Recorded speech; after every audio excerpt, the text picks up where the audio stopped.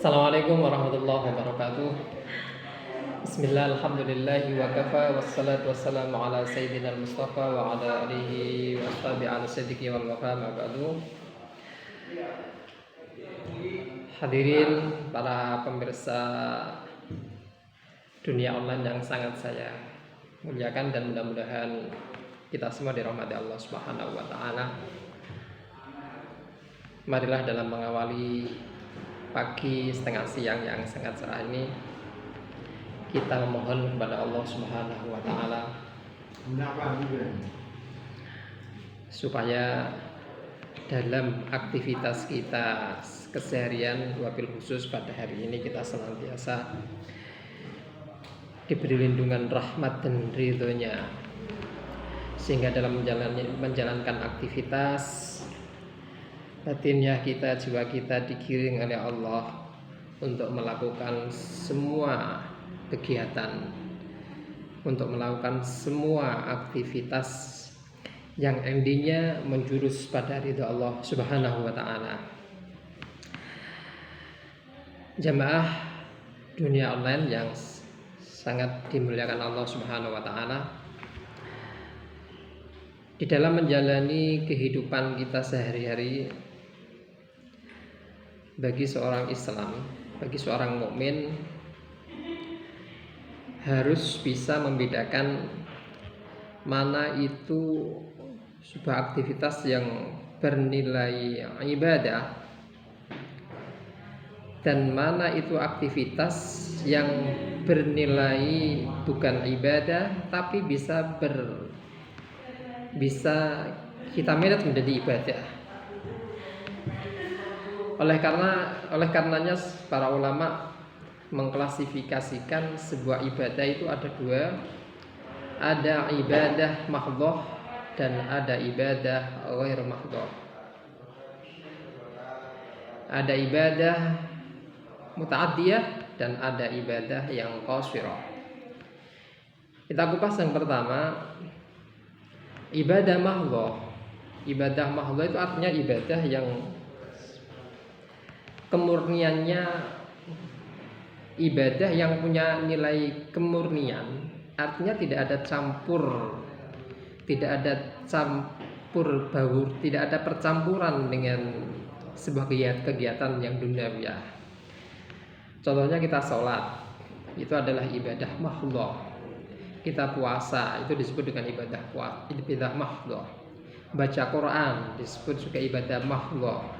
Sholat sunat, baik sholat sunat yang sekupnya rawatib, sholat sunat yang mengiringi fardu, atau sholat sunat yang bukan rawatib seperti sholat tahajud, sholat duha, sholat hajat, itu sebuah ibadah yang murni, tidak ada sentuhan duniawiyah sama sekali. Ini disebut dengan ibadah mahdhah.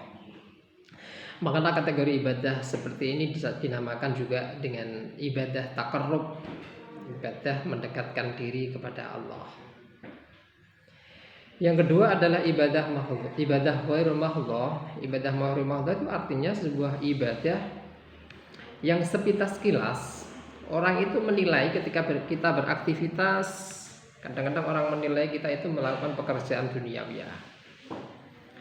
Ketika kita berusaha, orang menilai kita bekerja, orang menilai yang kita lakukan itu adalah sebuah aktivitas duniawiah saja.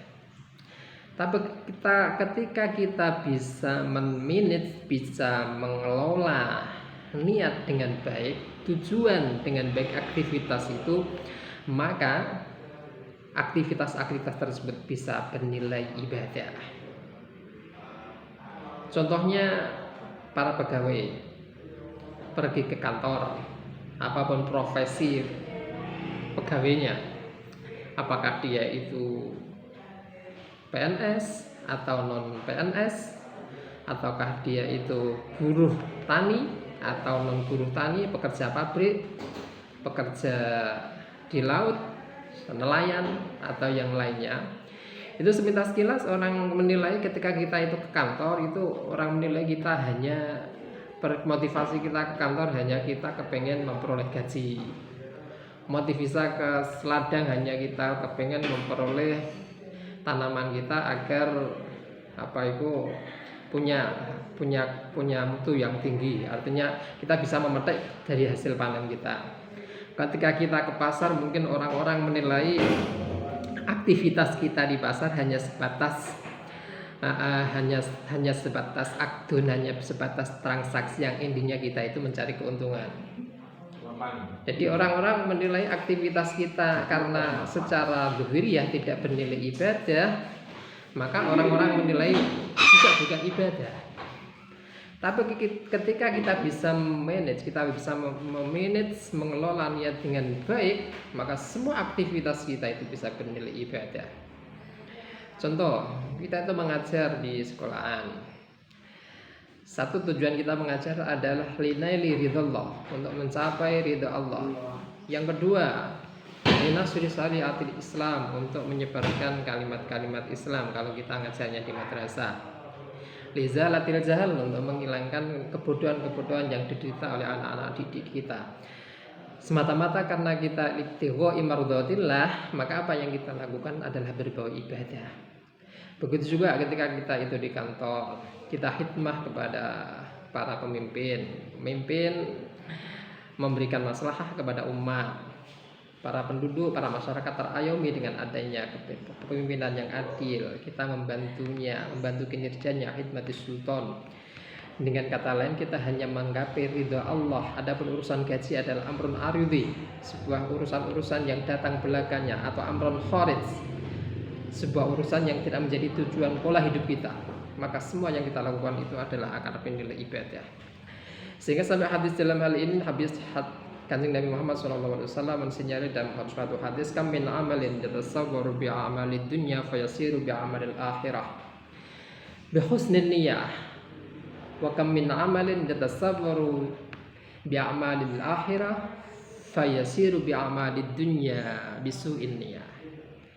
Banyak sekali sebuah amal yang secara zahiriyah kelihatannya itu adalah berbau dunia, tapi pada ujung-ujungnya amal tersebut menjadi amal akhirah dan bernilai pahala, bernilai rahmat, bernilai pahala yang sangat besar dari Allah karena bihusnil niyah, karena bagusnya niat, karena manajemen niat, pengelolaan niat yang sangat bagus.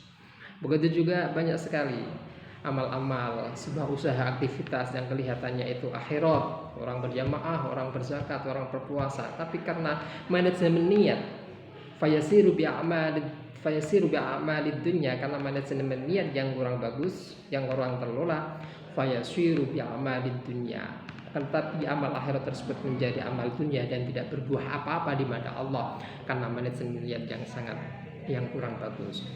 Oleh karenanya sebagai orang Islam kita harus cerdas. Modal dasarnya adalah ketika kita hidup, tidak lain kita harus selalu menimba ilmu, selalu mengaji.